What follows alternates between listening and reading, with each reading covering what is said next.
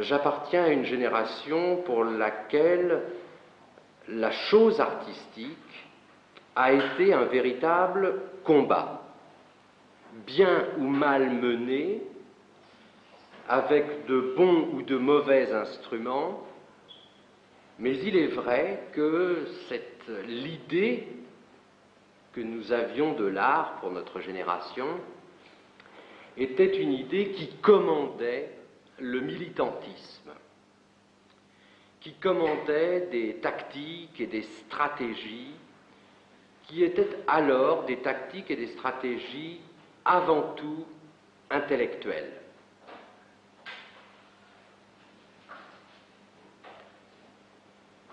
Il est vrai aussi qu'il y avait une position pour chacun d'entre nous qui était une position de grand isolement. Ce que l'on appelle aujourd'hui le milieu de l'art n'existait pas il y a 10 ans comme il existe aujourd'hui. Ce n'était pas une communauté aussi large, aussi ouverte, à la fois aussi diversifiée et aussi unie. Les gens étaient beaucoup plus solitaires, les gens étaient beaucoup plus séparés des groupes. Dans cette exposition figuraient des gens comme Combas, Boiron, Di Rosa, Blais, Alberola, etc. Je crois que cette exposition était honteuse et je l'ai vécue en tant que telle. C'est-à-dire qu'il y avait une double idée dans cette exposition.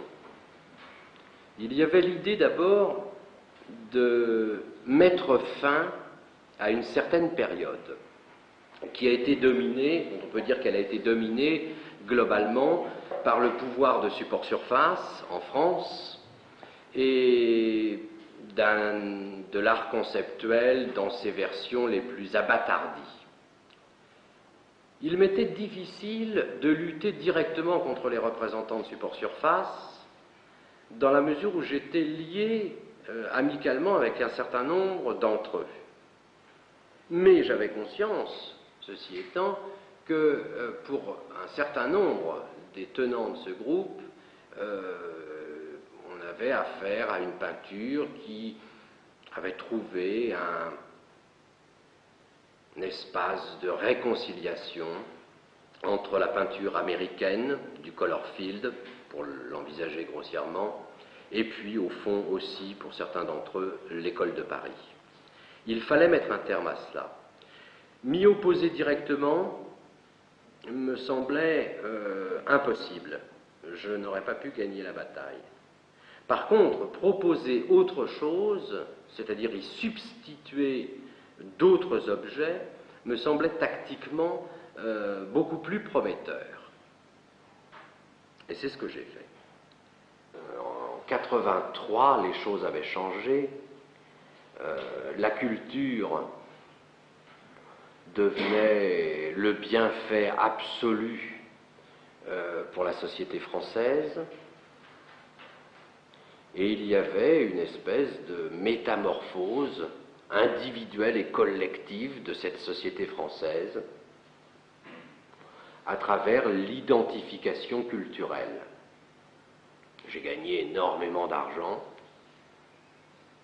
demandé de partout, car évidemment cette société française qui avait son frigidaire, sa BMW, sa 4L, etc., tout, avait une chose qui lui manquait, c'était des tableaux sur ses murs. Et donc il y a eu une fièvre d'appropriation qui dure toujours, puisqu'il y a pratiquement un record par jour en vente publique sur les tableaux contemporains, comme vous le savez, ça ne cesse pas. C'est que maintenant l'art contemporain, l'idée de l'art contemporain, l'idée de l'œuvre d'art n'est plus une bataille, c'est une gestion. C'est-à-dire comment, dans un minimum de temps, arriver à organiser un artiste. Il y a des règles, il y a des systèmes de codification pour faire un bon artiste contemporain.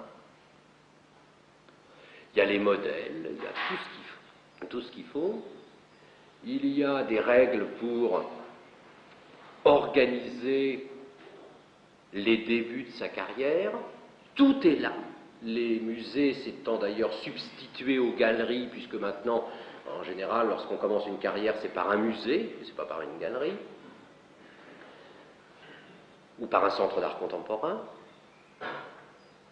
Puis ensuite, il y a les galeries, il y a les critiques, chacun est à sa place, et il y a un vaste réseau complètement organisé, complètement codifié, et qui assure, dans un minimum de temps, l'identification de l'artiste lui-même et de ses œuvres.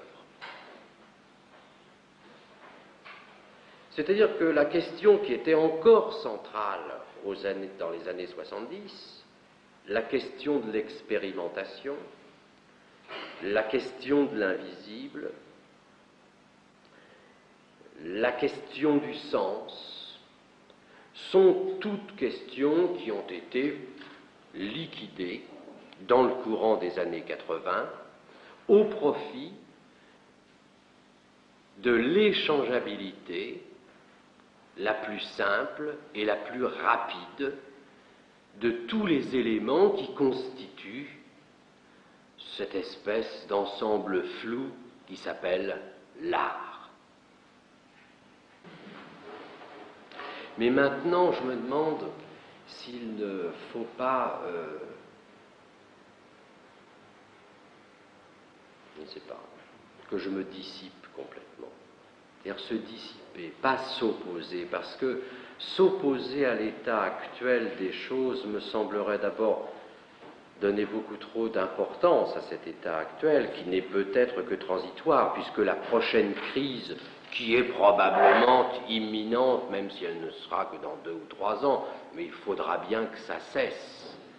Ça ne peut pas continuer, c'est impossible, mais je vis avec l'état présent, je ne peux pas décider de ce que sera le prochain ou quand sera le prochain krach boursier qui aura pour répercussion un krach des valeurs immobilières qui lui-même entraînera un krach des valeurs picturales. Alors, je me demande si le mode d'emploi actuel pour être un critique d'art ou pour être un artiste, ce n'est pas de se dissiper un peu. C'est-à-dire, est-ce que par rapport à cet impérialisme de l'adhésion, qui est le spectacle continu que nous avons sous les yeux, l'adhésion est devenue le principe même de toutes les économies, individuelles et collectives. Est-ce qu'il ne faut pas cultiver, mais comme un jardinier, l'apathie? Par ailleurs, quant au discours critique, il est évident que le pouvoir des destinataires est tel aujourd'hui que c'est lui qui tient autant les stylos que les pinceaux. C'est-à-dire qu'il y a eu une grande mutation dans l'art ces 10 dernières années. À savoir que l'art, jusque dans les années 70, était un art qui, parce qu'il était conçu en tant qu'expérimentation, n'avait pas de destinataire désigné. L'artiste commettait une expérimentation, et puis tel ou tel dans la société s'instituait lui-même par autoproclamation le destinataire. Il n'y avait pas de public pour l'art, c'était ce qui pouvait lui arriver de mieux. Et aujourd'hui, au contraire, ce sont les destinataires qui font l'art. Ce ne sont plus les artistes. C'est-à-dire que les artistes sont tous en position de commandite par un pouvoir financier, idéologique, politique, ô combien politique, en France en particulier, qui, en tant que destinataire, réclame un certain type de conformité, avec une idée qu'il se propose de reconnaître comme étant de l'art. Par exemple, une cuisinière sur un frigo, c'est de l'art. Et donc, si l'on est dans le champ de ce type de relation entre les objets, de relation à l'espace, de relations ready-made, puisque en ce moment toutes les galeries parisiennes sont devenues des accessoiristes et des locataires du BHV, parfait. Et ça correspond ça à un pouvoir nouveau des destinataires. Le destinataire étant en particulier l'État. Si le critique a une grande écriture, a une grande qualité de langue et une grande qualité de métamorphose pour lui-même des émotions qu'il éprouve dans la langue qu'il écrit, c'est toujours un grand critique, toujours, à tous les coups. Et même lorsqu'il se trompe quant à la qualité de ce qu'il désigne, là n'est pas le problème. On n'en veut pas à Diderot, ni à Apollinaire, ni à Baudelaire d'avoir aimé ce qu'ils ont aimé. Et que je sache, Constantin Guy n'est pas le plus grand peintre du XIXe siècle. Pourtant, c'était, d'après Baudelaire, l'un des héros de la peinture de son temps. Bon. Mais le rapport à la langue et le rapport à l'œuvre qu'entretenait Baudelaire était un rapport qui débordait de toutes parts celui qu'il avait à l'objet qu'il désignait. Mais ça suppose une culture, et ça suppose une langue, et ça suppose un rapport hyper individué à l'objet que l'on se donne. C'est-à-dire qu'il faut être absolument fautif, là encore, du point de vue des destinataires virtuels. Mais l'élitisme est devenu lui-même une valeur petite bourgeoise. Moi qui suis l'élite de l'élite et dont le discours est proprement aristocratique, je suis, l'invité chéri des soirées petites bourgeoises. Parce que c'est aussi compris dans les valeurs petites bourgeoises, l'élitisme, l'aristocratisme de pacotille, etc., etc. C'est-à-dire, on ne peut pas se sortir de ce cercle de feu. Et c'est pour ça que je propose, non pas la négativité, mais la dissipation. Je peux demain, étant donné l'excellence de mon caractère, écrire un pamphlet. Vous vous doutez bien, à travers cette petite discussion qui dure depuis quelques minutes, que j'ai la musculation pour cela. Mais je sais très bien que c'est ce qui ravirait absolument les tiroirs-caisses, que l'on s'y oppose, les ferait tintinabuler d'autant plus. C'est pour ça que je propose la solution moyenne d'une apathie douce. La fonction critique actuelle est une fonction de lubrifiant. C'est tout, c'est simple.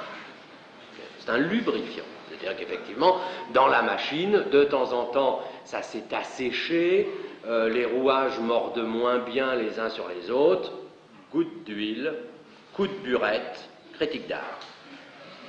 C'est tout. C'est tout. Purement et simplement. Et tous les critiques d'art, qu'ils le veuillent ou non, vous voyez, la question n'est pas de savoir si c'est bien ou non, c'est s'ils le peuvent pas, s'ils devraient faire autrement. La question ne se pose pas. C'est ça le drame, si vous voulez. C'est que nous sommes dans une machine sans sujet. Il n'y a pas de coupable dans cette affaire. C'est pas la faute à truc. Mais l'emploi est un emploi de lubrifiant. Et j'en ai assez d'être pris pour une burette. C'est tout.